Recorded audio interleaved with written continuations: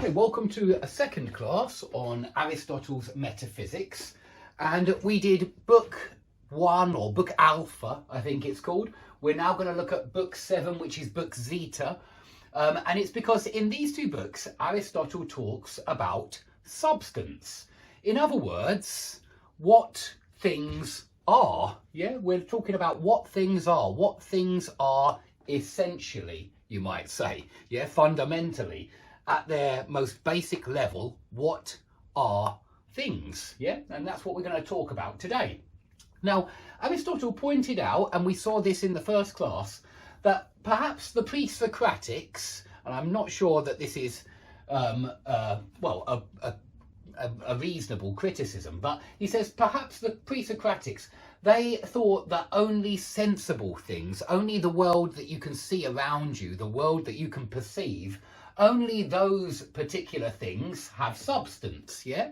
That was really what the pre-Socratics were talking about. And they associated substance with matter, yeah? Because Aristotle thinks that we can define substance in at least 4 different ways, yeah? He talks about substance as essence, and by essence, Aristotle means the definition of something. We'll see down here that for Aristotle, definitions are what things are, yeah, and that's hard to argue against, isn't it? The definition of something is what it is, yeah, and so for Aristotle, that's one way of understanding what substance is, what a thing is. A thing is its essence, and its essence is its definition, yeah, but there are other ways in which we talk about a substance, and that is universals and genuses. In other words, types. Yeah, we can think about substances as a type, as a form of something, a type. Yeah, like a species. Think of genus like species. Yeah, you have animals, you have foxes, you have badgers, you have elephants, and you might think of these as substances, yeah, particular things, in other words, yeah. So you might use these two as the definition of substance. In other words, you might be talking about substance in terms of types or forms.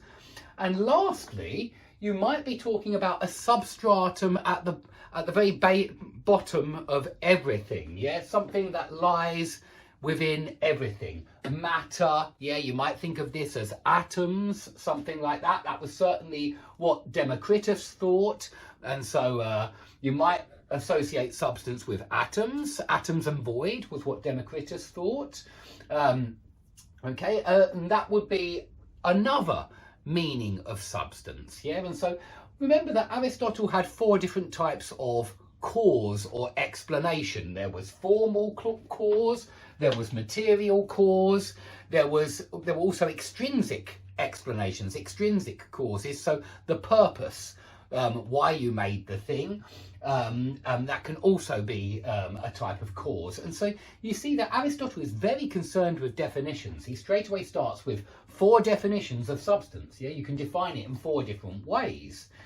Now, he also points out that others, and I want you to think about Plato, because we saw that Plato had a very interesting idea of existence, because for Plato, substance was something eternal, and it was not sensible things which had substance, particular things, material things. It was this world of forms, this transcendental world, where matter